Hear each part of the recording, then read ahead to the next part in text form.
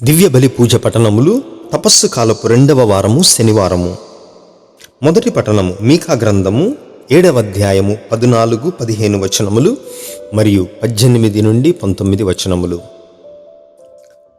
ప్రభు, నీవు ఎన్నుకున్న ప్రజలను నీవే కాపరివై మేపుము.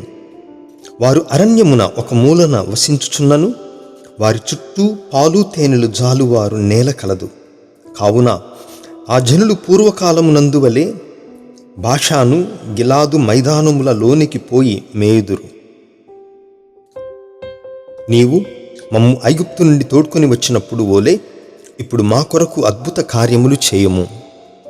ప్రభు, నీ వంటి దైవము లేడు. నీవు ప్రాణములతో మిగిలియున్న నీ ప్రజల తప్పులు మన్నింతువు. మా మీద సదా కోపింపవు. మమ్ముల కరుణించుటయే నీకు ఆనందము. మాపై మరలా నెనరు చూపుము. మా పాపములను నీ కాళ్ళతో త్రొక్కి సముద్ర గర్భమున పడవేయుము. ఇది ప్రభువు వాక్కు. సర్వేశ్వరునికి వందనములు.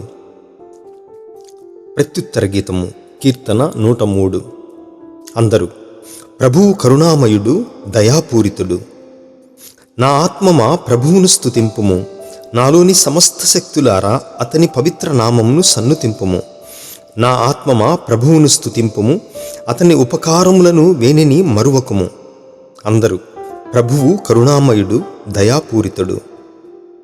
ఆయన నీ పాపములనెల్లా మన్నించును, నీ వ్యాధులనెల్లా కుదుర్చును. సమాధి నుండి నిన్ను కాపాడును. ప్రేమ నెనరులు అనెడు కిరీటమును నీకు వసగును. అందరూ ప్రభువు కరుణామయుడు, దయాపూరితుడు. ప్రభువు కరుణామయుడు, దయాపూరితుడు, దీర్ఘశాంతుడు, ప్రేమనిధి. ఆయన మనలను నిత్యము చివాట్లు పెట్టడు. మన మీద కలకాలము కోపపడడు. అందరూ ప్రభువు కరుణామయుడు, దయాపూరితుడు. భూమికి ఆకాశం ఎంత ఎత్తుగా ఉన్నదో ప్రభువు పట్ల భయభక్తులు చూపు వారి ఎడల అతని ప్రేమ అంత మిక్కుటముగా ఉండును. పడమరకు తూర్పు ఎంత దూరమో అంత దూరముగా అతడు మన పాపములను పారద్రోలును. అందరూ ప్రభువు కరుణామయుడు, దయాపూరితుడు. సువిశేషమునకు ముందు వచనము. లూకా సువార్త 15వ అధ్యాయము 18వ వచనము. నేను లేచి నా తండ్రి వద్దకు వెళ్ళి, తండ్రి, నేను పరలోకమునకు నీకు ద్రోహము చేసి తిని అని చెప్పుదును. సువిశేష పఠనము. పునీత లూకా గారు రాసిన సువార్త 15వ అధ్యాయము 1-3 మరియు 11-32 వచనములు. ఆ కాలములో సుంకరులు, పాపులు అందరును యేసు బోధనలు వినుటకు ఆయన వద్దకు వచ్చుచుండిరి.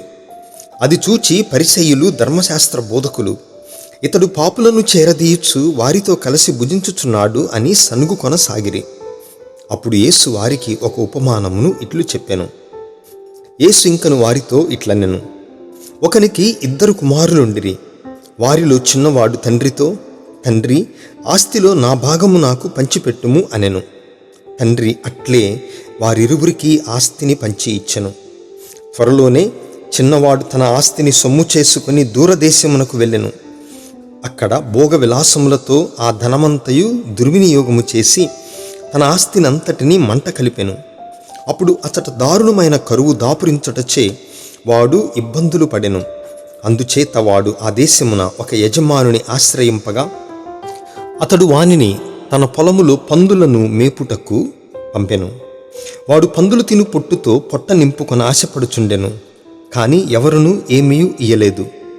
అప్పుడు అతనికి కనువిప్పు కలిగి తనలో తాను ఇట్లనుకొనెను, నా తండ్రి వద్ద ఎందరో పని వారికి పుష్టిగా భోజనము లభించుచున్నది. కానీ నేను ఇక్కడ ఆకలికి మలమల మాడుచున్నాను. నేను లేచి నా తండ్రి వద్దకు వెళ్ళి, తండ్రి, నేను పరలోకమునకు నీకు ద్రోహము చేసి తిని ఇప్పుడు నేను నీ కుమారుడను అనిపించుకొన తగను. నీ పనివారులలో ఒకనిగా పెట్టుకొనుము అని చెప్పెదను అని తలచి వాడు లేచి తండ్రి వద్దకు బయలుదేరెను. కానీ వాడు ఇంకను దూరమున ఉండగానే తండ్రి అతనిని చూచి మనస్సు కరిగి పరుగెత్తుకొని వెళ్ళి కుమారుని కౌగిలించుకొని ముద్దు పెట్టుకొనెను. కుమారుడు తండ్రితో, తండ్రి, నేను పరలోకమునకు నీకును ద్రోహం చేసి తిని ఇక నేను నీ కుమారుడను అనిపించుకొన తగను అని పలికెను. కాని తండ్రి సేవకులతో, త్వరగా వీనికి మేలి వస్త్రములు కట్టబెట్టుడు, వ్రేలికి ఉంగరము, కాళ్లకు చెప్పులను తొడుగుడు, క్రొవ్విన కోడెదూడను వధింపుడు, మనము విందారగించి వేడుక చేసుకొందము. ఎలయనా మరణించిన ఈ నా కుమారుడు మరలా బ్రతికెను, పోయినవాడు తిరిగి దొరికెను అని చెప్పెను. పిమ్మట వారు విందు చేసుకొన సాగిరి. అతని పెద్ద కుమారుడు పొలము నుండి ఇంటికి వచ్చేసరికి సంగీత నృత్యముల ధ్వని వినిపించెను. అతడు ఒక పనివానిని పిలిచి, ఇదంతయు ఏమిటి అని అడిగెను. నీ తమ్ముడు వచ్చెను, కుమారుడు క్షేమముగా తిరిగి వచ్చినందుకు నీ తండ్రి కొవ్విన కోడెదూడను కోయించెను అని అతడు చెప్పెను. అందుకు పెద్ద కుమారుడు మండిపడి లోపలకు అడుగుపెట్టుటకు ఇష్టపడకుండెను. తండ్రి వెలుపలకు వచ్చి అతన్ని బ్రతిమాల సాగెను. అందుకు పెద్ద కుమారుడు తండ్రితో, ఇదిగో, నేను ఇన్ని సంవత్సరముల నుండి నీ పనిపాటులు చేయుచున్నాను, ఎన్నడూను నీ ఆజ్ఞను మీరి ఎరుగను.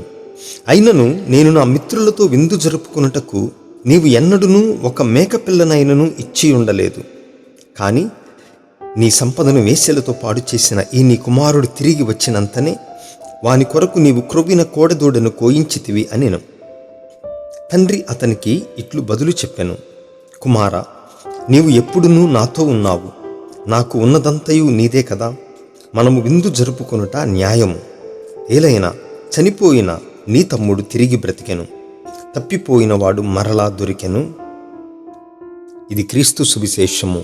క్రీస్తు మీకు స్తుతి కలుగునుగాక.